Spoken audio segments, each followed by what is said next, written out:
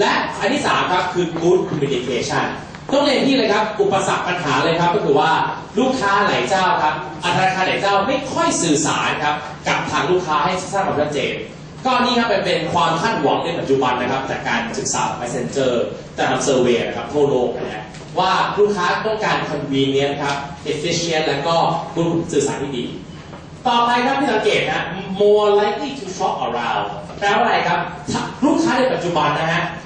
คือว่าเป็นการสังเกตดู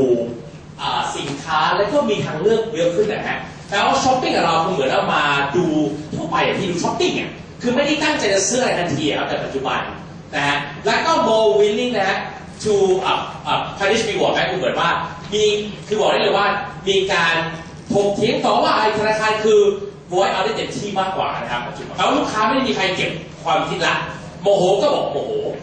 แฮปปี้บอกแฮปปี้คือเป็นอารมณ์ที่ชัดเจนมากนะครับและก็ไปมารู้เลยว่าธนาคารตอนนี้ครับมันกับมี direct channel คือมีการสื่อสารกับแบงก์โดยตรงนะครับต่างๆเพราะว่าอาจจะสมัยก่อนธนาคารมันอยู่ไกลไปลำบากจะใช้เอเจนต์หรือให้ตัวแทนต่างๆขึ้นมาปัจจุบันมันมี direct channel มีช่องทางในการคุยกันโดยตรงแล้วที่เยอะขึ้นนะครับแปลว่าเนี่ยถ้าสังเกตนะครับขอสมมตินะฮะ1ครับลูกค้าต้องการความสะดวกลูกค้าต้องการสื่อสารได้มากขึ้นเพราะลูกค้าสามารถติดต่อพี่โดยตรงได้ง่ายขึ้นก็อยากคุยอยากจะรู้อะไรเป็นข้อมูลชัดเจนนะครับอยากได้ convenient ซึ่งแปลว่าทางมือถือหรือติดตัวเองนะครับตัวต่างจะเป็นแล็ปท็อปหรือต่างแล้วแต่นะฮะแปลว่าเนี่ยมันมีเป็นสิ่งที่จำเป็นที่เกิดขึ้นในการเป็นในตลาดนะครับถ้าดูคู่แข่งครับขออนุญาตดู P3 นะคือหน้า3นะครับcompetitor เขาบอกว่า competitor ตอนนี้นะครับ non traditional provider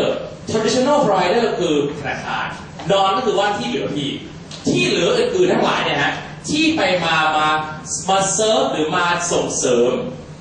การธนาคารนะครับมันเยอะขึ้นและกลายเป็นแบรนด์ที่ไปมาคนยิ่งใช้มากขึ้นนะอย่างเช่นตัวอย่างอะไรครับคือ PayPal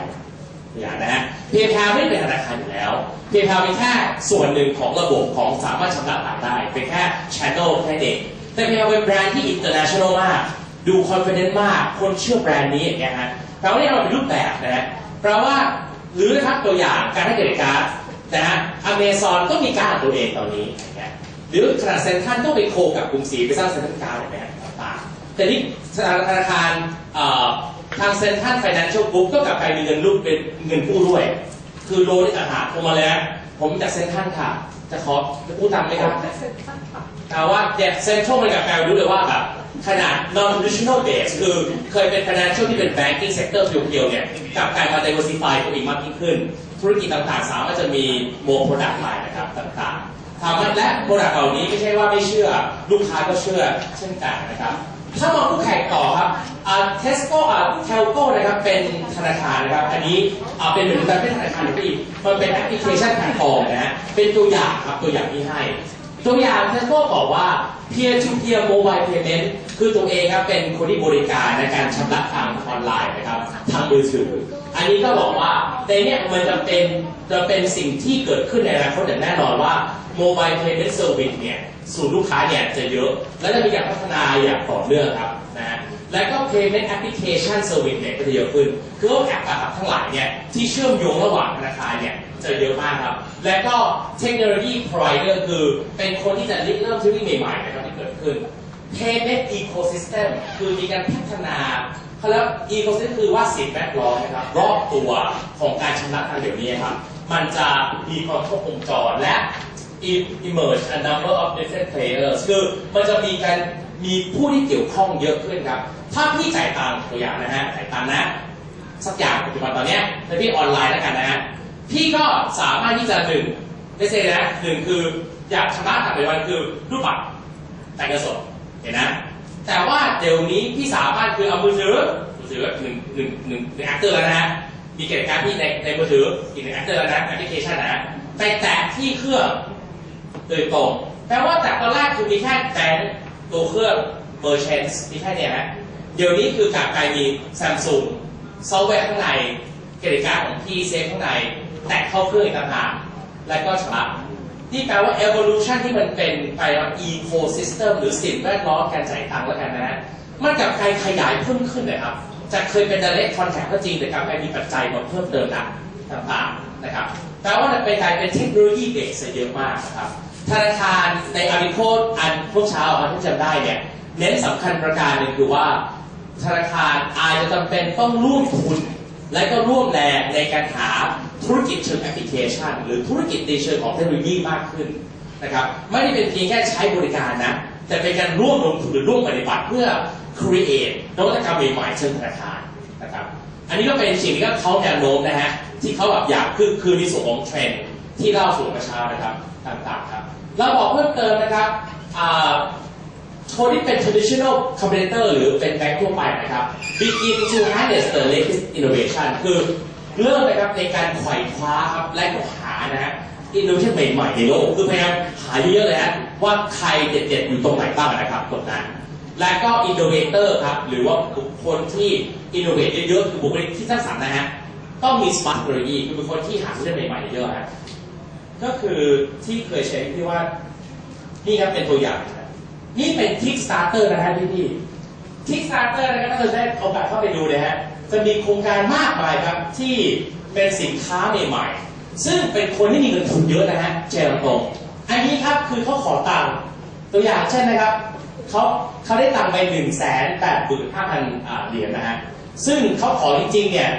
ผมว่ามันไม่เกิน8-9 หมื่นฮะเพราะว่านี่ไปมา over funded คือจ่ายเกินด้วยซ้ำไปนี่คือคำว่า crowd funding การให้ตังค์โดยเป็นประชาชนทั่วไปทั่วโลกนะฮะการมอบให้และมีสินค้าเยอะแยะครับแปลกมากมีเรื่องราวต่างๆอันนี้ครับเราดูตัวอย่างนะโอ้ยผิดแล้วครับนี่ฮะเป็นปากกาครับเนี่ย In 2007, Steve Jobs said that this was the best input device. That was 2007. This is 2015. In 2015, we love our touchscreens. We take them everywhere we go. And why wouldn't we? They're light, they're powerful, and they're gorgeous. But they're not a perfect input device. To fully express ourselves, we need better precision and more space. ก็คือโน้ตมีปากกาเขียนบนจอเขาคิดทำให้เรื่องเขียนบนจอเขียนบนพื้นเลยดีกว่า With Free, you can write or draw on nearly any surface, and your words or pictures will appear on your screen instantly. Free brings us back to a more direct interaction with the world around us, in part by freeing us to use one of our most personal skills, handwriting. Free's sophisticated optical tracking engine can trace anyone's handwriting. ก็รูปแบบนะครับซึ่งอย่างเงี้ยฮะเขาก็หาเงินครับหาเงินนะฮะในการจะนี่ฮะเขาต้องการครับ100,000 เหรียญนะแต่ไปมาเว็บไซต์นี้ครับสามารถให้ตังค์ทั้งหมดนะฮะเกือบ300,000 เหรียญนะและไปมาเขาได้มีคนแบ็กอัพอยู่ 1,611 คนเนี่ยแปลว่าที่มันเป็น non traditional funding เกิดขึ้นละคือไม่ได้แค่เป็นโซนของcredit union ในอเมริกาหรือเป็น banking financial หรือเป็น underground ด้วยนะไม่ใช่เป็นส่วนของแบบ illegal funding นะนี่มันเป็น crowd funding เกิดขึ้นแล้วรูปแบบนะครับซึ่งพวกนี้นะครับขออนุญาตว่าอันนี้ฮะ pledge คือการให้ตังค์ครับ1 เหรียญนะชอบไอเดียหรือไม่มีตังค์ซื้อนะตัวอย่างนะครับหรือครับจะเป็นส่วนของอันนี้ต้องการตัวแรกครับตัวแรกก็คือ120 เหรียญเนี่ย super early bird ก็ได้1 อันแปลว่า1 อันเนี่ยขายคือ128 เหรียญสหรัฐประมาณ 3,700 เนี่ยฮะก็สามารถได้เขาก็จะมีอธิบายครับเกี่ยวกับอุปกรณ์เข้าของเขียนบนหน้ารถก็ได้ครับเข้าบนจุดทันทีอย่างเงี้ยก็เป็นเชิงของโปรดักต์ต่างๆเขียนบนมือก็ได้นะครับก็นี่ครับเป็นรูปแบบของการขึ้นจอทันทีอย่างเงี้ยก็เนี่ยเป็นสิ่งที่เป็นกระแสครับหรืออีกตัวนะครับอันนี้แฝงใช่ไหมอันนี้ครับเป็นกรอบรูปครับกรอบรูปรถธรรมดาพี่น้องแต่กลายเป็นกรอบรูป 4K ครับ 10 years ago, I was in my room feeling suffocated. I realized this was because all I could see out my window was the apartment building next door. Only I could see nature spread out before me. That is the outcome of window. คือห้องมันได้เลยแบบนี้เป็นแผลไม่มีหน้าต่างเขาเลยสร้างหน้าต่างเองเลยและเป็น 4K รูปทะเลรูปปลาas if you are actually there. In countless moments during your day, your quality of time. ไม่ครับมีไฟเด้ตั้งให้เลยเห็นไหม อยากดูทะเลไปทะเลได้เลย From that window is a boundless world, stretching endlessly. แล้วก็เป็นวิดีโอแล้วพี่ก็เหมือนกับมีกับเสียงน้ำอย่างเงี้ยฮะWith a view from the beautiful beach in Hawaii, or music แล้ว videos. เขาถ่ายคือใช้เก็บไว้เลยนะฮะเป็นใครจะไม่ถู Maybe ก you นะ have a friend gazing at city lights with metropolises. Videos are exclusively filmed with 4K camera and high-performance microphone. That's not all. Everyone is interested in what's happening now, so watch the world using Apple's live streaming. It's easy to operate. Just select a scenery of your choice on your iPhone or Android. Also, with the Apple window, wake up every morning to the chirping of birds. At the same time, the vision you need in that moment is just once away. You're a small step, you'll be working hard. อันนี้ครับก็เป็นตัวอย่างนะครับก็อันนี้บอกว่าอยากได้ตังค์ครับ100,000 เหรียญครับตอนนี้เหลือ24 วันนะฮะถ้าใครชอบก็ช่วยจ่ายให้ด้วยนะพี่นะอยากได้หน้าต่างตัวเองนะครับอะไรอย่างเงี้ยนี่คือแค่อยากให้เราความเป็นตัวอย่างเฉยๆเนาะเรื่องนวัตกรรมที่เกิดขึ้นคนก็ไปคิดเหรอพี่ไปคิดว่าทำไมต้องอยู่ในกำแพงสี่เหลี่ยมในห้องเล็กๆในฮ่องกงตัวอย่างเลยพี่เนาะทำไมมันแบบจะมีหน้าต่างตัวเองไม่ได้พี่เคยเจอไหมครับบางห้องแบบในแบบญี่ปุ่นหรือในฮ่องกงที่แคบๆอะต้องเอารูปใส่อะแปะรูปแบบดอกไม้ต้นไม้แบบแปะแบบเป็นโมเปเปอร์อะแล้วนั่งเจ้าก็แบบมันแปลกจังเลยคือมันเข้าไม่ถึงนะอย่างเงี้ยก็คือรูปแบบเป็นหน้าต่างขึ้นมาแล้วก็เป็น 4K เงี้ยแล้วก็มีคนก็พยายามหาเงินมีโปรเจกต์แบบนี้อีกเยอะมากครับนี่เป็น crowdfunding นะฮะซึ่งเกิดขึ้นเป็นมาหลายปีแล้วนะฮะและมีหลายเจ้าแต่เรียนว่ามันเป็นความคิดประการว่า SME ตัวอย่างนะในต่างประเทศกลับกลายว่าอยากจะมี follower คือเหมือนผู้ติดตามต้องไปพี่แปลว่าแบบนี้คือขายของทันทีโดยตรงหรือขายไอเดียแล้วก็เอาเงินมาหมุนทันทีเลยอย่างเงี้ยฮะไม่จำเป็นที่ต้องมานั่ง establish ในแผนเดิมคือว่ากู้ต่างธนาคารสร้างแผนธนาคารก่อนแล้วค่อยมาดูขายหรือเปล่าในมาร์เก็ตถูกไหมก็เป็นอีกทางเดิมครับซึ่งเรียนว่าคนไทยยังไม่ค่อยใช้ครับครับพี่พอจะทำจริงหรือเปล่าเนาะต้องเรียกว่าพอเด็ทุกตัวครับ Kickstarter หรือเว็บไซต์เนี่ยต้องมีการ approve ก่อนขึ้นทีเพราะว่าเขาจะมีการค่อนข้างแบบตรวจสอบหลายอย่างครับเพราะว่า Kickstarter เนี่ยได้เศษ 8% 15% นะพี่น้องจากเงินทั้งหมดแล้วตัวเองมีแค่เป็น shadow อย่างเดียวเลยแค่โค้ดอ่ะพี่แล้วก็เก็บตังค์แต่ที่น้องพอทราบว่า Kickstarter แบบนี้นะครับก็ไม่เคยนะครับมีข่าวที่ว่าคนไม่ทำจริงๆนะครับเพราะว่าแต่ว่า Kickstarter จะเป็นที่ปรึกษาครับเข้าไปแล้วปุ๊บเนี่ยทำยังไงที่จะเก็บวิดีโอเลยครับวิดีโอมันเป็นคุณภาพสูงมากเลยคือแบบนึกว่าเฮ้ยอะไรวะเนี่ยนี่แกนี่แบบไปทำที่บ้านเหรอวะคือเป็นจ้างใหม่เนี่ยเขาเองก็ศึกษาบอกว่าเฮ้ยลงทุนอะไรหน่อยคือเหมือนว่าตัวเองต้องลงทุนในระดับนี้ขึ้นมาครับอะไรเงี้ยแต่อันนี้ดูว่าเป็นสินค้าที่เนาะอย่างอื่นไหมมีมากมายมีร้านอาหารมีการเปิดโรงละครมีการช่วยเด็กโอ้ยมากคือโปรเจกต์มันเยอะจริงๆอ่ะและก็กลับกลายว่าเป็นกระแสแต่บอกให้ว่าคนไทยนะครับที่เราเคยเสิร์ฟมีแค่โปรเจกต์เดียวนะฮะคือทำที่ตั้งวายแต่ว่าคนไทยยังไม่ใช้แบบนี้นะฮะนะครับแต่ว่าในต่างประเทศเริ่มใช้กันแล้วนะครับที่มากขึ้นก็ใช้ดูนะครับนี่เป็นส่วนของอุปกรณ์ต่างๆก็เป็นเทรดนะฮะขออนุญาตต่อครับอีกนิดนึงกับพี่ส่วนของตัวนี้ครับต่อไปนะครับในส่วนของหน้า 4 ครับหน้า 4 ครับ The Execution Challenges ครับความท้าทายครับในการ implement นวัตกรรมนะครับเทคโนโลยีนะครับต่างๆครับมีอะไรบ้างนะครับอันนี้หน้า 4 เลยครับพี่นะเราบอกว่ามี10มี 6 ครับ 6 common symptom นะเป็น 6 อย่างนะครับที่ทางเคสได้แจ้งนะครับว่ามีโอกาสในการเฟลหรือการผิดพลาดหรือเกิดไม่เกิดจริงนะฮะข้อแรกครับคู่คนอย่างอินโนเวทครั้งเดียวตุ้มตามคือใหญ่โตโบราณพอจากอินโนเวชั่นแบงค์วายเนี่ยนะโอ้โหมันใหญ่แบบใหญ่คิดไม่ออกเลยนะและเขาว่าใหญ่เกินไปเนี่ยตกลงในตามหลักการว่าน่าจะทำแต่กลับกลายว่าทำไม่ทันคือมันช้าฮะเพราะมันช่างใหญ่เหลือเกินถ้าอินโนเวชั่นไม่จำเป็นต้องเป็นบิ๊กโปรเจกต์อะมันเริ่มเทิมนะฮะเพราะมันทำได้ยากเรื่องที่1 2คือมันทำได้ช้าแล้วเมื่ออินโนเวชั่นมันช้าครับมันก็จะกลายเป็นที่ out to date นะฮะคือล้าสมัยพี่โดนไหมฮะกับใครจะทำบางทีฮะล้าสมัยละไปต่อไปมาอย่างอื่นมาแทนอย่างเงี้ยอินโนเวชั่นจะมาอย่างต่อเนื่องอยู่แล้วครับตรงนั้นเขาบอกว่า root cause นะครับหรือต้นเหตุนะครับทำเป็นอย่างนั้นคือว่า fragmentation of legacy system คือธนาคารที่ใหญ่ครับมันย่อมมี end to end process คือกระบวนการมันต้องค่อนข้างใหญ่มากคนเกี่ยวข้องเยอะมาก และกับการเมื่อทำไปแล้วเนี่ยมันจะกินให้ทุกคนทุกส่วนเนี่ยยากจริงๆเกิดขึ้นนะครับนี่ก็เป็นอุปสรรคอันแรกของที่เกิดขึ้นซิมตอมนะอันที่สองครับคือ low take up by customer of innovation low take up นะฮะ take up ก็คือว่าเหมือนว่า take up แปลว่าได้ใช้ take up คือเหมือนว่าได้ใช้ได้ยอมรับมีการใช้ต่างๆนะครับบอกว่าปัญหาคือแต่ละครั้งเมื่อทำโปรเจกต์ขึ้นมาแล้วครับบางทีไม่ได้สอบถามลูกค้าจำได้ไหมครับในช่วงเช้าที่อาริโกเขียนว่า customer insight เนาะมีความสำคัญมากเพราะว่า innovation ต้อง drive by need หรือมีความจำเป็นอย่างไรแปลว่าข้อสอบเกิดขึ้นเพราะเราไม่ศึกษาลูกค้าเพียงพอและไปมาเมื่อส่งไปแล้วเนี่ยลูกค้าก็ไม่จับต้องหรือแบบมันไม่ได้แบบมีความจำเป็นในการทำที่มันแค่เหมือนว่ามีแล้วดีอย่างเงี้ยแต่ไม่จำเป็นนะครับมันก็เป็นความรู้ถังเนาะแล้วก็เป็นอุปสรรคใช่ไหมครับ root cause ก็คือว่า lack clarity คือวิธีการสอบถาม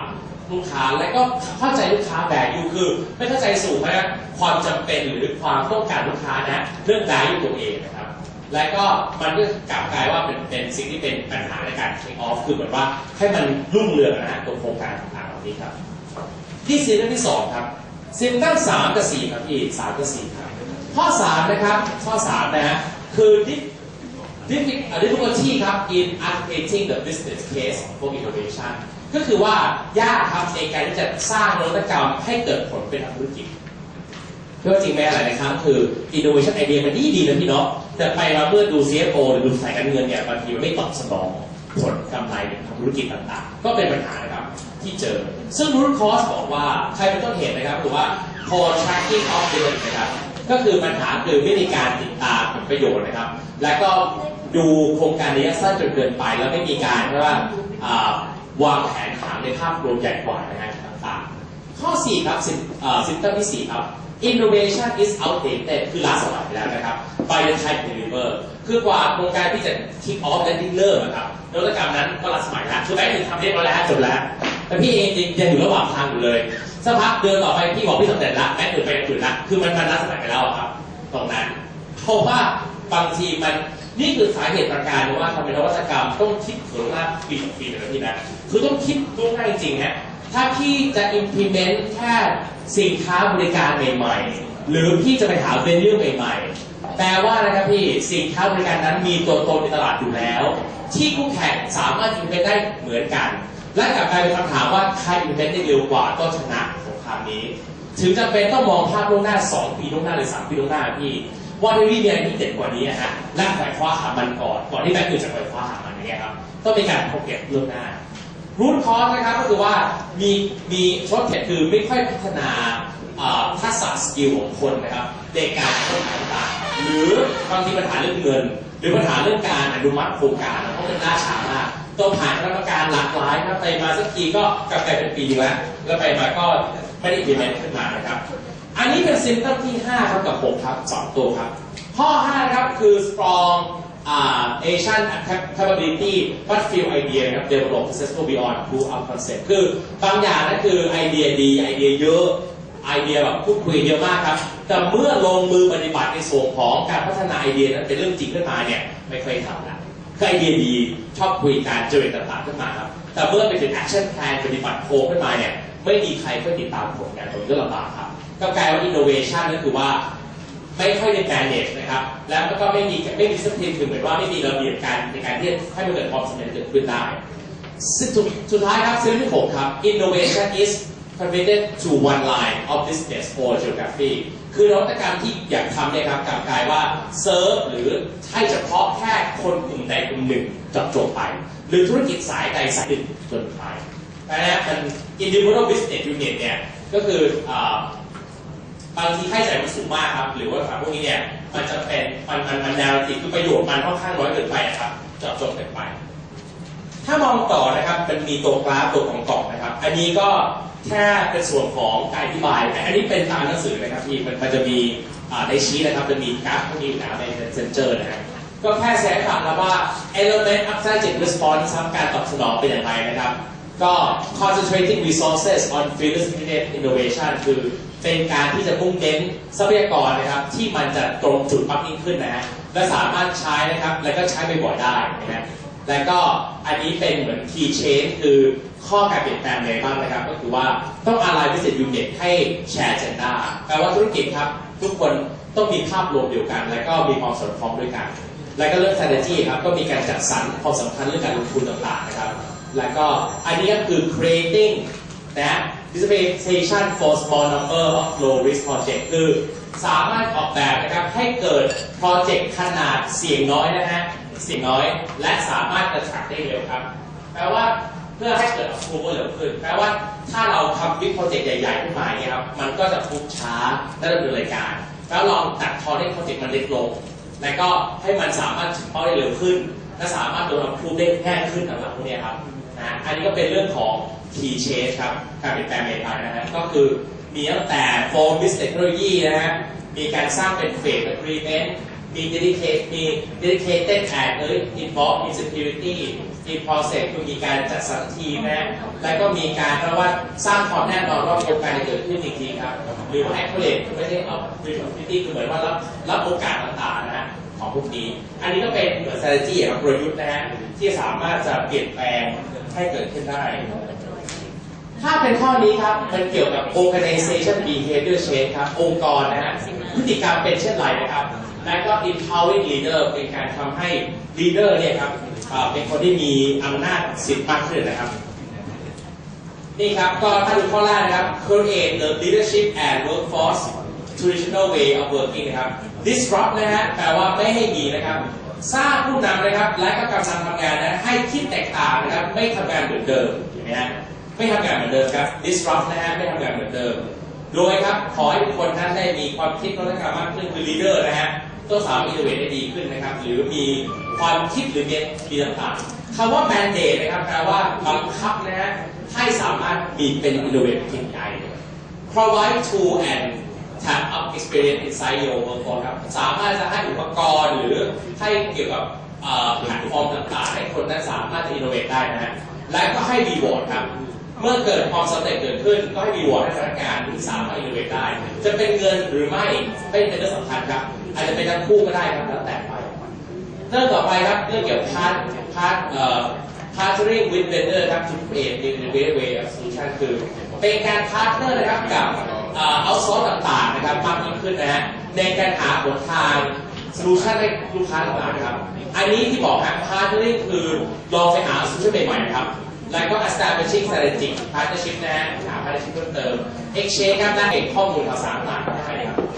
ต่อไปครับ developing the work forward looking view of customer need นะเป็นการมองครับความต้องการลูกค้านะครับในเชิงลึกนะฮะและดูสำคัญของ social networking ครับ innovate formation การพวกนี้ครับดูว่าการเปลี่ยนแปลงพฤติกรรมครับเน้นเรื่องผู้นำครับส่วนของการหาพาร์ทเนอร์เพิ่มเติมและก็ look forward นะฮะการมองอนาคตของเรื่องความต้องการของลูกค้าครับ enable structure นะก็คือว่าทำให้ระบบโครงสร้างครับสามารถรับฟีดแบ็กของลูกค้าได้ง่ายขึ้นนะและก็เสริมสร้างนะครับให้แบงก์นะมีเกี่ยวข้องกับโซเชียลเทรนด์คือเข้ากับพวกโซเชียลเน็ตเวิร์กิ่งต่างๆครับในการรับฟังต่างๆมากขึ้นอันนี้เป็นอันสุดท้ายครับอันที่3ครับอันที่3นะครับสุดท้ายนะครับพี่ครับในเรื่องนี้คือ investment in new capability ครับลงทุนนะฮะในที่ต่างๆใหม่ๆนะครับแต่แปลว่าไม่ลงทุนเฉพาะใน core set of capability นะครับ end-to-end คือสามารถจะคิดลงทุนนะฮะนวัตกรรมมากขึ้นครับที่อยู่นอกเหนือสายงานธนาคารนะครับหนึ่งครับ funding of dedicated innovation lab ครับมีการสร้างหน่วย lab หรือเป็นศูนย์นวัตกรรมนะของตัวเองครับและสามารถจะรันด้วยคนที่หลากหลายนะฮะทั้งในธนาคารต่างธนาคารเนี่ยมาช่วยเกิด innovation ต่างๆได้ครับอย่างนี้ฮะมันเป็นการที่มุ่งเน้นเลยนะฮะการที่เป็น innovation capability คือผู้คนที่ innovate สามารถเข้าระบบได้ครับและก็สามารถจะ prove concept ให้เกิดจริงได้ครับ developing technology ครับมีการพัฒนาเทคโนโลยีใหม่ๆนะให้กับผู้บริหารนะครับและก็สามารถจะสร้างเพราะว่า partnership เพิ่มเติมเรื่อง innovation ข้อ2นะครับ developing the focus on rapid proof of concept delivery นะก็คือเป็นการที่จะสามารถจะส่งผลงานนะครับให้เร็วขึ้นต่างๆได้นะโดยครับจำเป็นต้องมี pipeline คือมันต้องมีการไล่เรียงsolution หรือความคิดค้นเรื่อง innovation นะครับเป็น pipeline เลยคือมีหลากหลายไอเดียนะครับเป็นเดือนเป็นปีๆคือไม่ใช่แค่ไอเดียเดียวครับแต่สามารถจะรันหลายไอเดียได้ strong focus on test and learning prototype คือมีการเรียนรู้มีการลองแล้วมีการขึ้นตั้งระบบเพื่อมาลองใช้ต่างๆครับถือเป็นโปรโตไทป์คือลองซ้อมใช้จริงนะฮะและก็ adoption นะ of developing methodology คือมีการใช้เมธอดที่หลากหลายนะครับและก็ไม่ได้เพียงแค่ใช้ความคิดแบบด้านเดียวสุดท้ายครับขอ Essential ฉบับนี้ครับ ensuring on demand availability of key infrastructure นะฮะก็คือ on demand คือมีความจำเป็นต้องใช้นะครับอุปกรณ์หรือ infrastructure บางส่วนนะครับให้สามารถจะเข้าสู่ตลาดให้เร็วขึ้น faster speed to market นะฮะแปลว่าเมื่อมันเป็นโครงการที่จำเป็นต้องเข้าสู่ตลาดให้เร็วขึ้นเนี่ยมันจำเป็นต้องมีเครื่องอย่างพร้อมแบบ on demand นะฮะ and every asset environment ครับ to develop innovation without constraint คือมีการสามารถจะมีสิ่งแวดล้อมอุปกรณ์เพียงพอนะครับในการพัฒนานวัตกรรมนะฮะทันทีทันใดและก็นะครับมีอินฟราสตรักเจอร์อุปกรณ์มีซัพพอร์ตทั้งหลายนะครับที่เพียงพอในการที่เป็นอันนี้ก็เป็นของ Center ครับ strategy ต่างๆครับเดี๋ยวจะโชว์วิดีโอครับในส่วนของ IDEO นะครับและเป็นอันเคสสุดท้ายครับ IDEO เป็นบริษัทที่ innovative นะครับขบวนการคล้ายๆที่พี่ทำในวันนี้แหละฮะเป็นการ simulate ให้ดูว่า innovation เป็น process ขบวนการนี้ based on Stanford นะครับที่อเมริกาตามที่เคยเรียนมาอยู่กันนะฮะมีซับไทยครับข้างล่างครับผมเดี๋ยวคุณดูไฟล์ให้พี่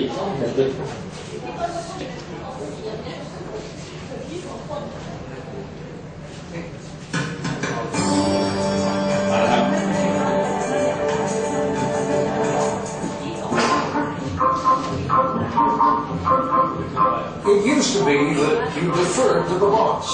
The boss is always going to have the best ideas? Not likely. Here the nimble fingers, alert minds, and tireless machines. And it used to be in most companies that chaos was discouraged. This is where the crazies live. This is where we do our work. Used to be you were supposed to climb the corporate ladder. Status is who comes up with the best ideas, not who's the oldest, not who's been with the company longest, not who has the biggest title. If you go into a culture, there's a bunch of stiffs going around, I can guarantee they're not likely to invent anything. You can stack this up big as you want. That's great. Thanks a lot. We had a great time today. Well, forget the way it used to be. Tonight, the deep dive. One company's secret weapon for innovation.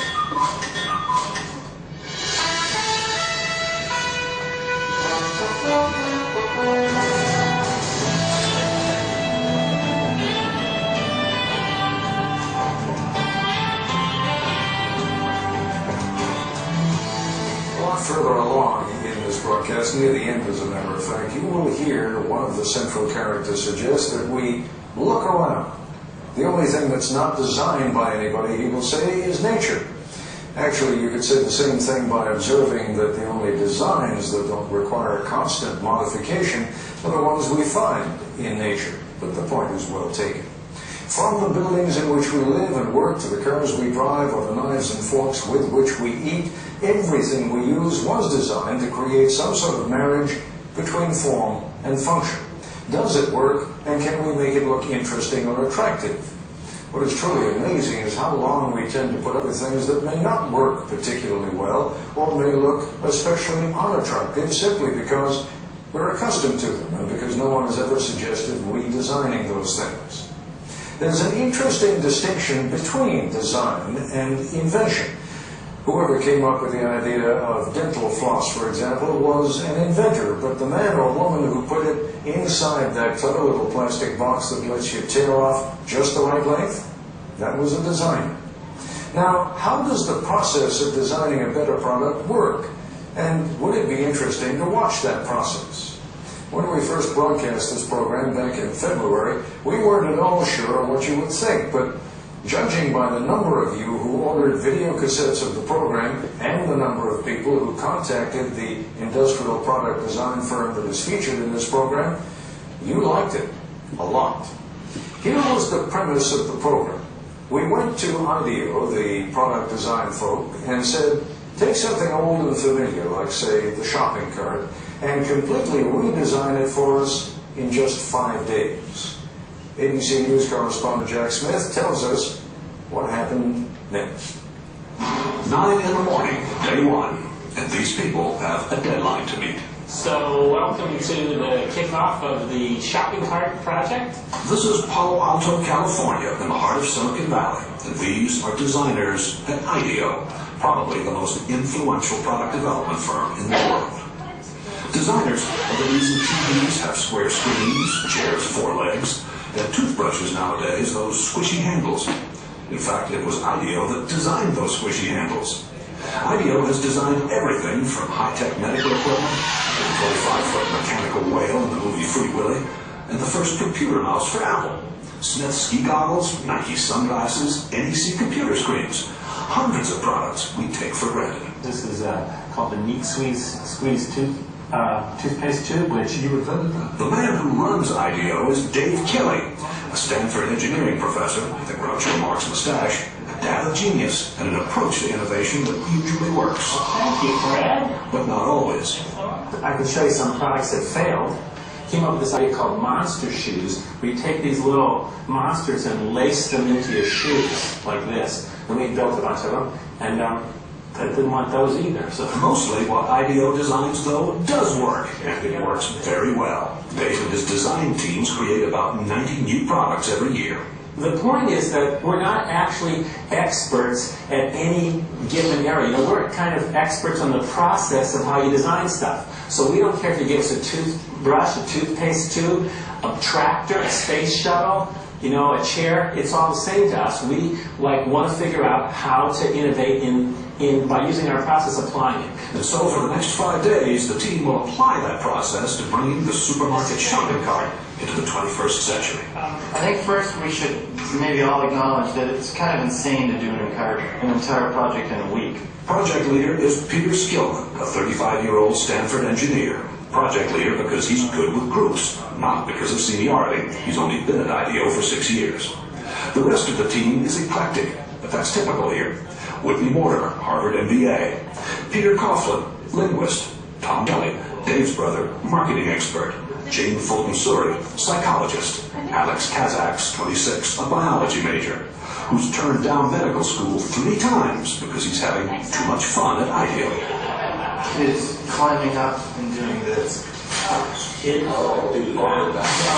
Safety emerges early as an important issue. 22,000 child injuries a year, and so they're hospitalized injuries. I mean, there are many others. Not reported in the store, that's the actual No, that's hospitalized. Wow. And theft. It turns out a lot of carts are stolen. You know, what is the average life of a cart? Does it last 2 years, 5 years, 10 years? And how big is this theft thing? 10 a.m. As the team works, it becomes clear there are no titles here, no permanent assignments. The other side says, it gives a lot of help, says, be safe.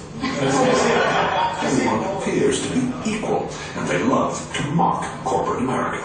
I'll give you status. I'll give you a big red ball on a post, and that says you're a big guy. If you got a ball, you're a senior vice president. You know, what do I get? The desk, the red ball, it's all the same. In a very innovative culture, you can't have a kind of hierarchy of here's the boss, and the next person down, the next person down, the next person down, because it's impossible that the boss is the one who's had the insightful experience with shopping carts. It's just not possible. According to Kelly, even employees who merely listen to the boss don't have that much either. So you gotta hire people who don't listen to you, and that I don't think corporate America wants to hear that right yet. I think we ought to start making those lists about the kinds of questions that are being asked. The team splits into groups to find out firsthand what the people who use, make, and repair shopping carts really think. Okay, go. The problem with plastic cart is the wind catches it. Yeah. And these things have been clocked at 35 across the parking lot. That's actually a pretty good point. The trick is to find these real experts, and so that you can learn much more quickly than you could by just kind of doing it the normal way and trying to learn about it yourself. From everything I read, these things aren't that safe either, you know?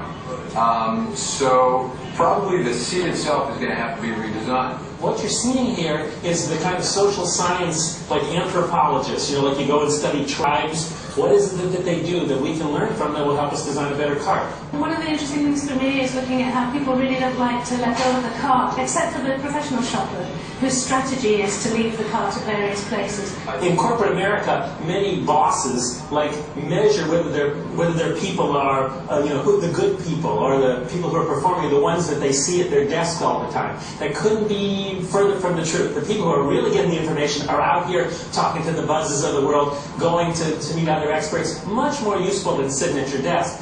3:30 in the afternoon, and the group is back at IDEO. There is no let-up. Each team is going to demonstrate and communicate and share everything that they've learned today. People went off into the four corners of the earth and are coming back with the golden keys to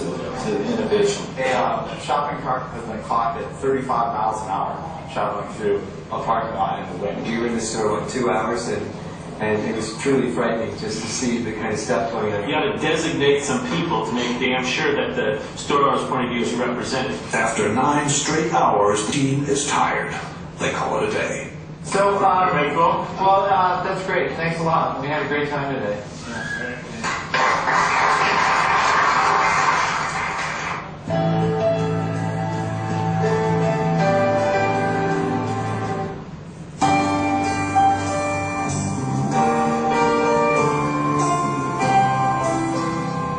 Get together and start here. Day 2 at the start of IDEO's unique brand of brainstorming. They call it a deep dive, a sort of total immersion in the problem at hand. IDEO's mantra for innovation is written everywhere. One conversation at a time. Stay focused. Encourage wild ideas. Defer judgment. Build on the ideas of others. That's the hardest thing for people to do, is to restrain themselves from criticizing an idea. So if anybody starts to nail an idea, they get the bell. The deep dive begins, and for the next few hours, the ideas pour out and are posted on the walls. Oh, the blind, the privacy blind. Like when you're buying 6 cases of condoms, you know, and see, nesting is, it sort of has to nest. If it doesn't nest, we don't have a solution. Velcro pants and Velcro seats for the kids, you just drop them down on there. Like Velcro seats? Velcro pants for kids? Yeah, see, you have to have some wild ideas. And then you build on those wild ideas and they end up being better ideas than if you said, if everybody only came up with same things, kind of appropriate things, you'd never have any points to take off to build a really innovative idea. Organized kid. It's not organized. What it is it's focused chaos. By 11 a.m., the group begins narrowing down the hundreds of ideas written or drawn on the walls. How? By voting for them. Vote with your post-it, not with an idea that's cool, but with an idea that's cool and buildable. If it's too far out there and it can't be built in a day, then I don't think we should vote on it. Why not have you be the judge? Because I'm going to be wrong. It's the team that's able to really judge what the best idea is. Otherwise, ideas wouldn't come out. That's right. Enlightened trial and error succeeds over the planning of the lone genius. Enlightened trial and error succeeds over the planning of the lone genius. If anything sums up IDEO's approach, that is it. That and the focused chaos that seems to go with it. I take the point of view, I call it the sport utility vehicle cart. It is noon. Worried that the team is drifting, what can only be called a group of self-appointed adults under Dave Kelly holds an informal side session. We don't want to tell them what to build, or else we take away the benefit of the whole thing, right? What needs should they optimize their solution to? Yes. The purpose is to refocus the deep dive. Maybe we arbitrarily say 3 to 5 teams. 4 or 5 teams. 4 or 5 teams, and we give each team a need area. Hey, can we grab everybody over to the wall here? There has to be a command decision. It becomes very autocratic for a very short period of time in defining what things people are going to work on. Like it or not, the team is told it will split into groups to build mock-ups covering 4 areas of concern that have been identified. Shopping, safety, checkout, and finding what you're looking for. I noticed that toward the end of the process, the adults took over.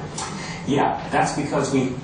have no choice but to stop that cycle. I mean, if you don't work under time constraints, you can never get anything done because it's a messy process that go on forever.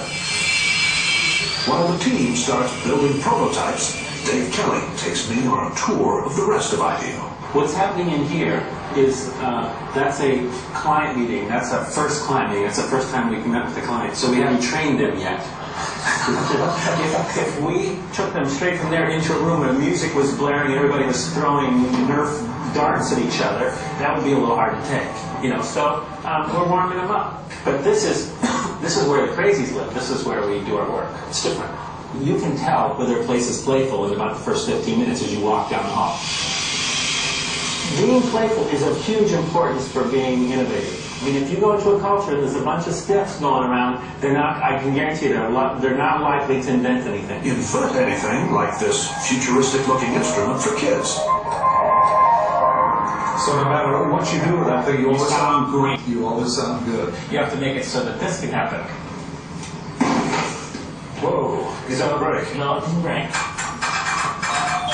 There's a whole department at IDEO devoted to toys. Turns out to be one of its most profitable areas. Fun, too.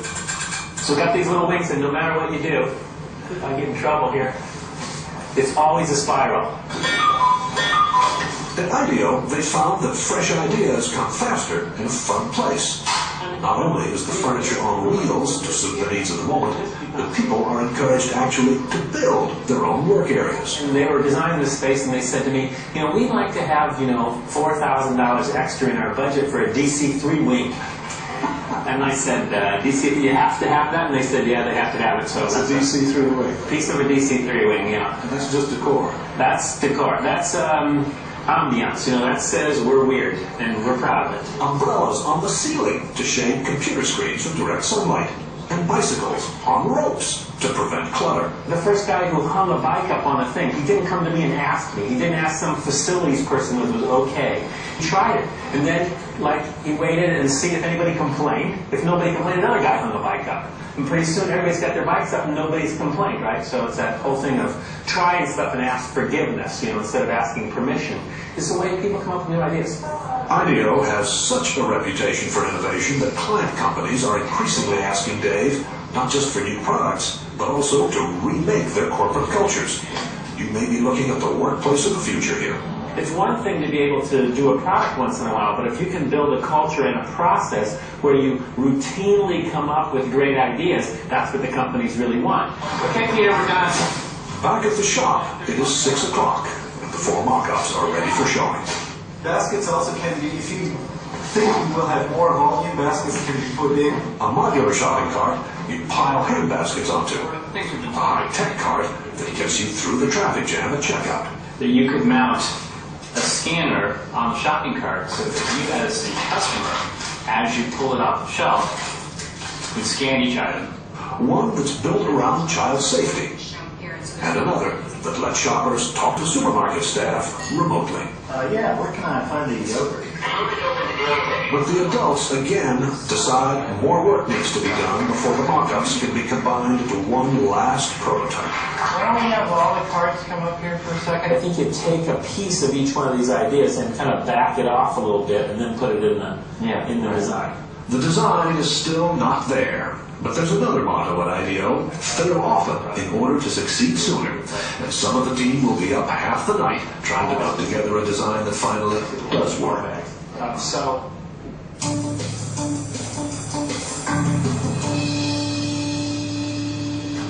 It is day 5, and Dave Kelly has no idea what the final cart looks like. Only the team does. If they kind of got their heads down, they don't look at me, I'm nervous. If they say, wait till you see it, then I know we're in good shape. So I'm getting wait until you see it. I think that'll be good. There it is! So we took the best elements out of each prototype, designed this entire cart in a day, and then this cart was fabricated in a day with an amazing team of people in our machine shop pulling this off, working in shifts throughout the night. Wow, I'm impressed. So are we. The cart, which is designed to cost about the same as today's carts, is different in every other way. Hand baskets that stack in a metal frame and major improvements for all. You just lift the handle up, you put the children in, and then you can close the handle right over them, and they instantly have some little bit of a work surface that they can play with. What do you think? Well, I'm very proud of the team. I think it's great. Does this work for you? Works for me great. It's also beautiful. I mean, let's take it over to a local supermarket and see what they say. Yeah, it works really well. The cart's wheels turn 90 degrees so it can move sideways. No more lifting up the rear in a tight spot. And you shop in a totally different way. Rather than taking your cart everywhere you go in the store, through a crowded store like this, much more efficient to take a small basket, rush around to where the particular shelves are, and come back and put them here. Treat this as like the center of your shopping. And with a high-tech scanner, so that in the future you skip the checkout traffic jam. Here's how you would scan an item. You reach over and pick up anything like the salad dressing, and I would scan it, and if I want to accept that item, I would just press plus, and then drop it in my basket. Because stores don't yet have those high-tech scanners the team designed, checking out today means doing it the old-fashioned way. But the bags are hung on hooks on the cart's frame. Remember, there is no basket here. Why get rid of the big basket? The basket is tyranny. The basket is tyranny because it's not really needed. If all your stuff ends up in bags, why need the basket in the first place? Talk to me about theft. There is no value in this cart without the basket because you can't carry anything. It's useless to anybody. And it's a barbecue, so it's not going to get stolen. That's right. So there's a lot of appeal in the store of it. Yes. I love it. I think it looks great. At first, I was a little shocked, but I think you have some fantastic ideas here. It needs a little refining, but I think that it's great. I mean, we would want them. It makes us feel great. And she also gave us some really good comments about how we can make this thing better. Just wherever you are, look around. The only thing that's not designed by somebody like is nature. So the trees are not designed by us, but everything you see, every light fitting, every flower vase, every scale, every stand for fruit, everything is designed, has to go through this kind of process. And they can do a better or worse job of innovating or improving, but everything is designed, has to go through this process. It wasn't this effortless, oh my God, so that's how it works thing that I saw there. It was actually hard work. It's a lot of hard work. We all know it, so it doesn't look like it's hard work, but it's a lot of hours. A lot of hours. Also, an open mind, a boss who demands fresh ideas be quirky and clash with his, a belief that chaos can be constructive, and teamwork. A great deal of teamwork. And these are the recipe for how innovation takes place. This is Jack Smith for Nightline, Palo Alto, California. โอเคครับก็เป็นวิดีโอนะครับให้พี่ดูนะฮะการที่มันมีความสอดคล้องกับงานนะครับที่เกิดขึ้นครับวันสุดท้ายแล้วครับเรื่องในการสุดท้ายแล้วครับแล้วก็เดี๋ยวจะลาจากวันนี้นะครับส่วนของ innovation ครับเรื่อง retail bank ครับผมเป็นเอกสารฉบับสุดท้ายแล้วครับวันนี้ก็จะอธิบายนะครับเป็นแต่ละส่วนนะครับนะฮะในเรื่องแรกครับหน้าหนึ่งนะฮะหน้าหนึ่งเล่าภาพ overall ครับว่ากระดาษแผ่นนี้ครับตั้งสมมติฐานไว้ไหนบ้างครับข้อที่หนึ่งครับการธนาคารนั้นมีกฎระเบียบที่เพิ่มขึ้นและเศรษฐกิจโลกครับเป็นขาดาวนะฮะถ้าดูเพิ่มเติมนะครับเราดูว่าเมื่อเป็นขาดาวเสร็จแล้วเนี่ย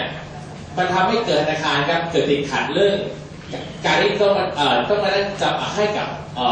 ดอกเบี้ยที่ต่ำนะฮะแล้วก็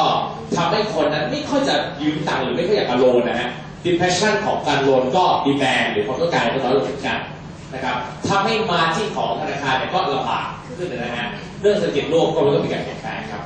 innovation นะฮะไปมามีความจำเป็นอย่างมากครับในการที่จะสร้างข้อแตกต่างนะฮะระหว่างคู่แข่งกันแปลว่าถ้าเกิด2 ท่านนี้ครับมันเป็นโลกที่เราอยู่ในปัจจุบันตอนนี้ฮะนวัตกรรมครับเป็นสิ่งหลักเลยนะฮะในการสร้างข้อเปลี่ยนแปลงครับโดยเฉพาะนะฮะ retail banking ครับ operation การบริหารจัดการธนาคารตามสาขานะครับ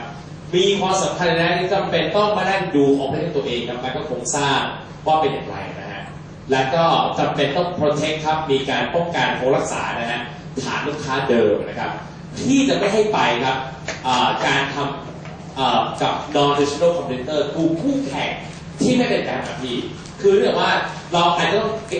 ก็บลูกค้าใช่ไหมครับที่เป็นแบงก์อื่นเป็นปัญหาส่วนใหญ่ละแต่ปัญหาอีกส่วนหนึ่งคือมันเกิด growth หรือการเติบโตของ non-traditional competitor กลุ่มคู่แข่งที่ไม่ใช่แบงก์ของที่เคยใช้ฝั่งนะครับต่างๆนะซึ่งพวกเขาเนี่ยฮะ non-traditional bank non-traditional competitor เนี่ยฮะก็ใช้เทคโนโลยีครับหลากหลายอย่างมากนะในการที่จะเข้าสู่วงการของเรื่องเกี่ยวกับเรื่องพวกนี้ฮะอย่างเช่นครับ cloud เทคโนโลยีฮะ cloud หรือว่าอินเทอร์เน็ตที่เป็นก้อนเมฆ database ครับไม่จำเป็นต้องเก็บ data เยอะๆนะฮะสามารถโยนใส่ cloud หรือในอากาศได้เลยฮะที่เกิดขึ้นเราบอกเพิ่มเติมครับแปลว่าสิ่งที่เกิดขึ้นแรกคือ mobile social media กับ population นะฮะภาพรวมครับอยู่หน้า2ครับหน้า2แจ้งให้ทราบนะครับว่าเรื่องเกี่ยวกับการเกิดขึ้นที่ mobile ก่อนเลยการโมบายนะครับบอกเลยว่ามือถือเนี่ยหรือพวกแท็บเล็ตทั้งหลายนะฮะเป็นการสร้างโอกาสนะครับให้ธนาคารนะครับและบริการการเงินเนี่ยในการที่จะสามารถนะฮะหาทางอินโนเวทนะครับในการที่จะสามารถปรับเปลี่ยนนะครับ traditional bank function คือเป็นการเอาของเดิมครับมาปรับปรุงใหม่ทำให้มันดีขึ้นนะฮะเพราะมือถือครับพวกเบสิกคือขั้นพื้นฐานนะครับตั้งแต่ checking balance จนท่านถึง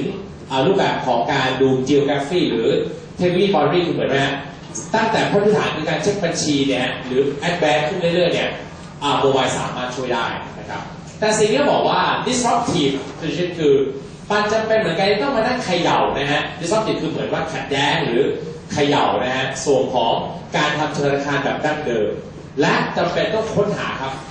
การทำธนาคารที่มัน cost efficient คือราคาถูกลงนะครับและสามารถอำนวยประโยชน์ของลูกค้าที่สูงขึ้นต่างๆได้แปลว่าลูกค้าครับความสุขแฮปปี้ขึ้นค่าใช้จ่ายแบงค์น้อยลงครับแล้วบอกว่าโมบายนี่แหละมันเป็น priority อย่างหนึ่งนะครับที่ cheapest ราคานะฮะถือว่าถูกสุดนะฮะในการทำ bank transaction แปลว่าเปรียบเทียบแบงค์ตามสาขาต้องตั้งพนักงาน1 ท่านต้องเปิดสาขาต้องเป็นเคาน์เตอร์ใน transaction เนี่ยเปรียบเทียบกับออนไลน์ทำเองเนี่ยออนไลน์ย่อมถูกกว่าอยู่แล้วนะฮะในการค่าใช้จ่าย transaction นั้นที่เกิดขึ้นถ้ามองต่อนะพี่นะของเรื่อง mobile social นะฮะเขาคุยเรื่องเกี่ยวกับ implementation of mobile ครับนี่คือหน้า3เลยพี่ก็คือว่า mobile banking กับการเป็นบริการที่คนใช้เยอะขึ้นนะฮะและรู้เลยว่าretail bank policy เนี่ยจำเป็นต้องหาเพราะว่าถ้า mobile bank ฮะมันเป็นนโยบายเป็นสิ่งที่เกิดขึ้นเยอะมากในโลกตอนนี้ฮะธนาคารก็ต้องเปลี่ยนแปลงนโยบายเหมือนกันนะครับในการหาแหล่งรายได้นะครับใหม่ๆและการ reduce cost นะครับเพราะว่ากลับกลายว่าไอเนี้ยมัน take opportunity ละและ mobile banking ทั้งหลายนะครับมันกลับกลายว่าไม่ได้เป็นธนาคารโดยตรงแต่ว่ามีผู้อื่นมาเกี่ยวข้องเช่นกันนะฮะเหมือนก็บอกว่าการทำศึกษานะครับของ ACI เนี่ยแจ้งว่ามากกว่า 10% นะครับของคนประชาชนทั่วไปเนี่ยใช้ mobile banking บนมือถือหมดแล้วนะแปลว่าถ้าธนาคารที่เคยกินลักษณะของดอกเบี้ยเซอร์วิสชาร์จการต่างทั้งหลายแล้วแต่เนี่ยนะมันกลับกลายว่ามันจะไม่ได้เงินระดับตอนนี้เพราะ mobile banking มันกลายเป็นทางออก direct อีกทางหนึ่งอีกเรื่องครับ retail banking ก็คือบอกว่าจำเป็นต้องสร้างและกลยุทธ์ทางโมบายนะฮะธนาคารเนี่ยต้องคิดในเชิงกลยุทธ์ทางโมบายครับว่าจะสามารถจะอินทิเกรตคือรวบรวมนะฮะและก็ให้เกิดเพราะว่าช่องทางการทำธุรกิจที่หลากหลายนะฮะและเสริมสร้างประสบการณ์ของการใช้ธนาคารนะครับตรงนี้ถ้ามองต่อนะครับอันนี้เรื่องโมบายที่นั่นโมบายเดียวนะฮะโมบายมีอยู่2ด้านตรงนี้นะครับต่อไปคุยเรื่องเกี่ยวกับโซเชียลมีเดียละโซเชียลมีเดียหรือพวก Facebook Instagram Twitter นี่เป็นโซเชียลมีเดียหมดนะครับพี่โดยนะครับมันจะเริ่มตั้งแต่ social networking up transforming how the banking interact customer social media เนี่ยมันทำให้การสื่อสารพูดคุยลูกค้าเนี่ยเปลี่ยนแปลงมากนะทำให้คุยโดยตรงได้ลูกค้าสามารถส่ง Facebook โดยตรงไม่เสร็จครับหาดูใครได้แล้วถ้าไม่มีใครตอบรับฝั่งนู้นเงียบลำบากละแปลว่าเดนบอกว่าในยุคปัจจุบันเนี่ยคนสามารถ Twitter คือโยนข่าวสารถามก็ได้เหมือนกันมันจะเป็นต้องมีแผนกลยุทธ์นะครับในการเปลี่ยนแปลงแผนสื่อสารพูดคุยกับในส่วนของลูกค้านะครับและบอกว่าเช่น DBS นะครับธนาคารแห่งหนึ่งนะฮะก็บอกครับเป็นการเรียนเชิญยัง user คือคนรุ่นใหม่ที่ลูกค้าของเขาเนี่ยออกแบบนู่นครับออกแบบสาขาโฆษณาต่างๆบน Facebook คือโซเชียลมีเดียไม่ได้เป็นเพียงแค่นะครับการเปลี่ยนแปลงของการสื่อสารของลูกค้าแต่ว่าเป็นการทาร์เก็ตเด็กที่กลุ่มเด็กกว่านะครับในการใช้พวกนี้เช่นกัน ความสำเร็จนะครับในการอินทิเกรตหรือรวบรวมหรือรวมนะครับตัวโซเชียลมีเดียเนี่ยมาเป็นภาพรวมด้วยภาพเดียวแล้วเป็นลองเทอมและยาวเนี่ยเป็นสิ่งที่มีความสำคัญและจำเป็นใน retail strategy คือเป็นกลยุทธ์ของธนาคารรีเทลนะครับ customer engagement ครับ like education and building competence strategy แปลว่าจะมีโซเชียลมีเดียยังไงนะฮะจะมีความสำเร็จเนี่ยมันขึ้นอยู่เหมือนกันว่าที่ engage ครับหรือมีส่วนร่วมลูกค้านั้นมากน้อยขนาดไหนครับและให้ความรู้เขามากน้อยขนาดไหนเช่นกันตรงนี้ครับและก็ predict ครับต้องมีการคาดการณ์นะครับสู่การลูกค้าจะตอบสนองไงครับการนโยบายต่างๆแล้วก็มีการติดตามผลนะครับ providing นะฮะ information product คือบางทีครับก่อนสินค้าออกต่างๆต้องมีการสื่อสารข้อมูลบางส่วนครับเพื่อดูกระแสข้อมูลต่างๆของลูกค้านะฮะกันครับต่อนะครับอันนี้เป็นส่วนของอันนี้เป็นโซเชียลมีเดียนะครับพี่ก็คือเกี่ยวกับนะฮะ providing information นะครับการนำเสนอข้อมูลนะฮะที่เป็นนโยบายใหม่ๆและโปรดักต์ใหม่ๆนะครับผ่านโซเชียลมีเดียโดยตรงเลยนะฮะallow ครับแบงค์นะครับในการที่ธนาคารสามารถจะ engage นะฮะ response คำชมและคำตำหนิโดยตรงได้ไม่ต้องเป็นต้องผ่านมีเดียลงข่าวสื่อต่างคือดีลเองได้เลยเพราะไปมาเขาตำหนิติดเตียนโดยตรงกับธนาคารแล้วมันก็สามารถจะเก็บข้อมูลเนี้ยเร็วขึ้นและก็ตอบสนองโดยตรงนะฮะซึ่งสมัยก่อนครับถ้าเกิดใครมีปัญหาเข้าลงทีวีลงหนังสือพิมพ์เดี๋ยวนี้น้อยมากละมันกับการมาลงโซเชียลมีเดียมากกว่านะครับความสำเร็จนะครับในการใช้โซเชียลมีเดียมีอย่างนี้ฮะหนึ่งครับจำเป็นต้องพัฒนานะครับแผนการเรื่องโซเชียลมีเดีย strategy คือกลยุทธ์นะฮะทางโซเชียลมีเดียเนี่ยที่สอดคล้องกับแผนธุรกิจครับมีการเน้นครับแบงก์วายนะฮะแบงก์วายต้อง buy in นะครับ buy in คือทั้งแบงก์วายต้อง buy in โดยเฉพาะ top management ครับต้องเป็นหน่วยหลักในการ implement โซเชียลมีเดียนะฮะถ้าไม่ถึงเดี๋ยวนี้ KPI ของผู้บริหารนะครับมีเลยนะฮะการที่จะต้องลง Facebookการกระส่งข้อมูลข่าวสารมีนะฮะ CEO ในอเมริกาตอนนี้มี KPI ว่า daily ต้องอัปเดต Facebook ของตัวเองนะครับก็มีเหมือนกันนะครับก็มีหลายคน Identify ครับ Key Metric และ Measurement มีการวัดนะฮะผลสำเร็จอย่างเช่นนะครับยอดคนชม Facebook ยอดคนเข้าอะไรเงี้ยฮะยอดคนแชร์ผู้ที่เป็นตัวเลขสามารถจะวัดผลได้นะครับeducate ครับ employee แปลว่า educate พนักงานครับที่โพสต์ Facebook หรือต่างๆเนี่ยก็ต้องรู้นโยบายโซเชียลมีเดียเหมือนกันนะฮะไม่ใช่ไปลงโม้ซั่วนะฮะอย่างเช่นที่เราไปดูครับธนาคารเอกชนบางเจ้านะฮะที่เคยมีข่าวพนักงานลง Facebook รูปเซ็กซี่อะฮะที่ใส่ชุดพนักงานอย่างเงี้ยนั่นแหละมันคือนโยบายเลยนะที่มันจำเป็นต้องใส่ว่าเฮ้ยยูห้ามทำอย่างเงี้ยมันเป็นนโยบายนะที่จำเป็นต้องมีกรอบในการทำแต่เมื่อบางแบรนด์อาจจะไม่ได้คุยเรื่องโซเชียลมีเดียมากนะก็ไปมาไม่ได้คุมดูแลเนี่ยครับก็เป็นเรื่องอิชชูปัญหาละนะครับ make social media key part of culture คือเป็นวัฒนธรรมเลยนะฮะขององค์กรครับให้คนนั้นโพสต์เรื่องดีๆเรื่องธนาคารชมเชยใส่ชุดตัวเองครับขึ้นต่างๆพวกนี้ฮะแล้วก็ต้องบริหารแล้วก็ต้องค้นหาข้อเสี่ยงนะครับของrisk ครับปัจจัยเสี่ยงเหมือนกันนะฮะเรื่องของเรื่องพวกนี้ครับเรื่องต่อไปครับเป็นหน้า4ครับผมนะฮะหน้า4เน้นเกี่ยวกับ big data ครับและก็ analytical ครับเป็น big opportunity big data คืออะไรก่อน analytical เขาเขียนว่า big data นะครับมันมีความเกี่ยวข้องกับข้อมูลนะครับที่มีจำนวนที่เยอะมากและเติบโตอย่างต่อเนื่องนะครับและข้อมูลที่หลากหลายจนกระทั่งไม่สามารถเก็บแบบเดิมได้แต่ธนาคารปัจจุบันนะที่ติดพอทราบเนี่ยหลายในส่วนครับก็เป็น data เป็นข้อมูล input ละบางอันเป็น Excel ไฟล์ที่ต้องมีทีมงาน input data เองนะฮะก็ยังมีอยู่แต่นี้ big data ครับทำแบบเดิมไม่ได้ละเพราะข้อมูลมันเยอะและมันหลากหลายเขาเลยบอกว่าครับมันถึงจุดอย่างนี้ว่าต้องจัดการข้อมูลแบบคลาวด์ไหมฮะแบบคลาวด์แปลว่าอะไรเอ่ยแบบสามารถจะ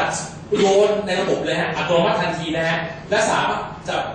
จะมีโปรแกรมครับในการจัดสรรบริหารข้อมูลเหล่านี้ครับให้สามารถจะคิดคำนวณวิเคราะห์ต่างๆให้ได้ครับให้มันเกิดโอกาสเต็มที่แต่ถ้าเกิดเราเก็บเป็น Data Excel ข้อมูลแบบเดิมหรือแม้แต่ Google Sheet ทั้งหลายเนี่ยนะบางทีข้อมูลมันใหญ่และมันเร็วเนี่ยมันไม่สามารถเก็บเพียงพอและแข่งขันนะครับถึงเขาเน้นเรื่องคลาวด์และตรงนี้คือเน้นเรื่องคลาวด์นะฮะว่าคลาวด์เนี่ยเป็นทิศทางของธนาคารณปัจจุบันซึ่งการเป็นหน้าต่อไปเนี่ยครับคือ Cloud Based Solution นะครับ Cloud Based Solution บอกข้อดีอะไรก่อนครับพี่หนึ่งครับราคาถูกครับราคาถูกมากนะฮะเพราะเป็นการชำระเป็นรายเดือนแต่ก็รายปีแล้วแต่นะครับมันไม่มี non value adding process ครับคือขบวนการอื่นเรื่องอุปกรณ์เรื่องคนเรื่องsystem ต่างๆเนี่ยครับมันไม่จำเป็นต้องชำระต้องซื้อเลยนะครับเพราะระบบมันเป็นออนไลน์อินเทอร์เน็ตก็ขึ้นได้แล้วนะครับ มันมี provider นะฮะหรือคนให้บริการเนี่ยดูแลข้อมูลนะครับและก็อัปเกรดระบบให้เองสักไปเราไม่ต้องทำนะฮะเขาทำให้ reduce ครับtechnical และ operation takeover คือจำนวนรายงานคนเรื่อง technical นะแล้วก็operation การ key data เนี่ยแทบจะหายหมดเลยครับเพราะมันขึ้นตรงกับอินเทอร์เน็ตนะครับเราบอกเพิ่มเติมนะครับว่าสินค้าบริการนะหรือ product being used เนี่ยหรือ vendor นะฮะbeing managed คือเราสามารถจะคัดสรรจัดการนะฮะเขาเรียกว่า vendor ครับ vendor ต่างๆเนี่ยให้น้อยลงได้เพราะกับการ cloud เป็นตัวเดียวถ้าไม่มี cloud นะครับจำเป็นต้องมีฮาร์ดแวร์ต้องมีซอฟต์แวร์อย่างเงี้ยครับหลายๆเจ้าเนี่ยมาเกี่ยวข้องกันอันนี้เจ้าเดียวพอละและก็สามารถวัดผลนะครับ measure ความเสี่ยงนะฮะได้เหมือนกันนะครับและสามารถจะเอาซอฟต์เพิ่มเติมได้เหมือนกันฟีเจอร์ครับมีข้อเสี่ยงน้อยครับlow risk นะฮะในการที่จะ inquiry talent to run function in house คือมันไม่จำเป็นต้องเสี่ยงครับในการที่จะหาคนได้หรือไม่ได้ในการบริการในส่วนของตัวข้างในเองนะครับต่อไปครับเขาบอกว่า deploy นะฮะส่วน viable function คือเป็นการคิดวิเคราะห์นะครับที่หลากหลายนะฮะอย่างเช่นการบริหารเรื่อง risk management การทำรายงาน process improvement ทั้งหลายเหล่านี้ครับนะฮะเราบอกต่อครับความสำเร็จครับ successful นะฮะเรื่องการ advanced analytical คือการใช้ data ที่เรามีให้มันคุ้มค่าที่สุดนะครับหลากหลายเนี่ยหนึ่งครับต้องใช้ข้อมูลนะฮะในการสร้าง strategy ครับหรือกลยุทธ์ที่ชัดเจนนะครับและก็มันสามารถจะปฏิบัติได้ครับ relay on fact ครับข้อเท็จจริงเป็นอย่างไรในใจตามนั้นครับตามข้อมูล use data that inquire to the bank นะฮะunique to the bank ครับและ get out ดูข้อมูลครับที่มีความโดดเด่นและก็มีความยูนิคคือความพิเศษต่อธนาคารนะครับแล้วสามารถจะเปรียบเทียบเป็นจุดแข็งของเราได้นะครับเพราะข้อมูลเราแน่นกว่าที่อื่นสามารถครับ identify process ครับดูว่ากระบวนการต่างๆเนี่ยนะครับอันไหนบ้างที่ยังไม่ทำงานได้เต็มที่นะฮะและสามารถจะสร้างความสมบูรณ์เรื่องกระบวนการต่างได้นะครับรีวิวครับมีการทบทวนแล้วก็วิเคราะห์นะฮะส่วนข้อมูลต่างครับแล้วก็ปรับเปลี่ยนกฎระเบียบต่างๆครับต่อไปครับเกี่ยวกับ improve multi channel use ครับก็คือเรื่องของเทคโนโลยีนะฮะสามารถทำให้คนประสบการณ์สามารถสังเกตและก็สามารถจะใช้ครับระบบต่างๆในคลาวด์นะฮะเพราะในคลาวด์เนี่ยไม่จำเป็นต้องเครื่องหนึ่งต่อหนึ่งนะมันสามารถจะเอา10เครื่อง100เครื่องเป็นระบบเดียวกันได้เลยนะครับได้เลยนะฮะและก็ potential นะฮะของ big data ครับที่หน้า5นะฮะโอกาสนะครับหรือ potential เนี่ยคือ big data analytics นะครับสามารถจะคาดการณ์นะฮะและสามารถจะดูนะครับประวัตินะฮะหรือ data ในอดีตของธนาคารเนี่ยสามารถจะมาวิเคราะห์ได้ระยะยาวเป็น long term ได้นะครับแปลว่าข้อมูลที่เยอะหรือลูกค้าต่างๆเนี่ยสามารถจะวิเคราะห์เขาเรียกว่าเทรนด์ต่างๆนะครับในอนาคตได้ดีมากและก็ improve ครับ day to day นะฮะการบริการเนี่ยข้อการเสี่ยงดีขึ้นและก็สามารถจะหา fraud ได้นะการที่ชอบหรือผิดระเบียบธนาคารก็สามารถหาได้เหมือนกันต่อครับอันนี้นะฮะก็คือเกี่ยวกับ fending off นะครับ non-traditional competitor คือนะฮะพยายามนะครับที่จะหลุดนะฮะพยายามที่จะเอาชนะหรือว่าหลุดออกไปจากการแข่งขันนะครับที่เป็น non-traditional นะฮะเขาบอก challenge หรือความท้าทาย non-traditional player นะครับก็คือพยายามที่จะเอาผลกำไรนะของธนาคารนะฮะเพราะตลาดของการเงินเนี่ยเป็นแบงก์มานานละพวกนี้ครับพยายามจะเอากำไรและเอาเงินจากธุรกิจที่แบงก์ที่ทำมาตลอดเวลาอย่างเช่นครับ unbaked นะครับ other are far more ambitious unbaked คือเหมือนว่าสิ่งที่เป็นธุรกิจนะฮะที่ยังไม่เกิดความสำเร็จ unbaked คือเหมือนว่าเบคขนมปังครับอันนี้คือ unbaked นะฮะคือว่ายังไม่ทำอะไรนะครับเป็นคนที่ว่ายังประสบใหม่ๆนะครับและเอามาจัดทำนะฮะอย่างเช่น dominance of mobile payment landscape การจัด mobile payment ถามว่า non-traditional ถือว่ากลายเป็นทีหลักเลยนะครับในการที่เริ่มธุรกิจนี้ครับหรือว่าและธนาคารต้องทำยังไงครับ retail bank นะฮะหนึ่งครับต้อง think และ act more innovatively ครับจำเป็นต้องคิดและก็ปฏิบัติให้เกิด innovation มากขึ้นครับสองครับจำเป็นต้องดู greatest threat เนี่ยนะฮะคือเป็นข้อที่คุกคามแบงก์อย่างมากคือ payment service สิ่งที่เป็นกำไรของธนาคารมาโดยตลอดในการที่แบบจะใช้ชาร์จทั้งหลายเนี่ยกลายเป็นเรื่องที่ต้องคิดเลยว่าจะไม่เกิดตรงนี้ขึ้นมาแล้วนะเพราะว่า manufacturer e-commerce ทั้งหลาย retailer นะฮะกับการมาใช้พวกออนไลน์ทั้งหลายครับที่มันมีค่าใช้จ่ายถูกกว่าเยอะมากแล้วการเอาเครื่องในการรูดทั้งหลายเนี่ยกับกลายเป็นเรื่องที่น้อยลงเรื่อยๆในโลกนะฮะควรไปใช้ระบบอื่นแทนนะครับ และบอกว่า expected นะฮะดูออกได้ว่าภายในไม่กี่ปีเนี่ยครับจะมีการขยายตัวในการใช้พวกออนไลน์ payment ยิ่งไปกว่าเดิมครับมากกว่าเดิมนี่คือหน้า5นะครับหน้า5ครับต่อนะครับธนาคารสมควรทำอย่างไรต่อ remain strong ครับจำเป็นต้องมีจุดยืนนะครับเรื่อง mobile service ที่เข้มแข็งนะฮะผู้เข้าร่วมนะครับจำเป็นต้องมีการ consortium of mobile payment participate in emerging consortium คือมีการร่วมกันทำงานนะครับในการ offer online payment ต่างๆนะครับแล้วก็ address unbanked market ก็คือว่าในอุตสาหกรรมที่ไม่ใช่เป็นธนาคารเนี่ยเราต้องสามารถจัดการหรือเข้าไปสู่แข่งขันได้ครับแต่ถ้าเกิดเป็น direct bank แข่งขัน direct bank นะฮะธนาคารนะครับที่หน้า6นะครับ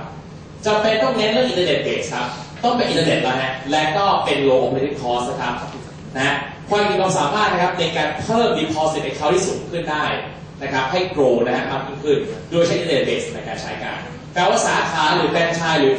people เนี่ยจะน้อยลงแล้ว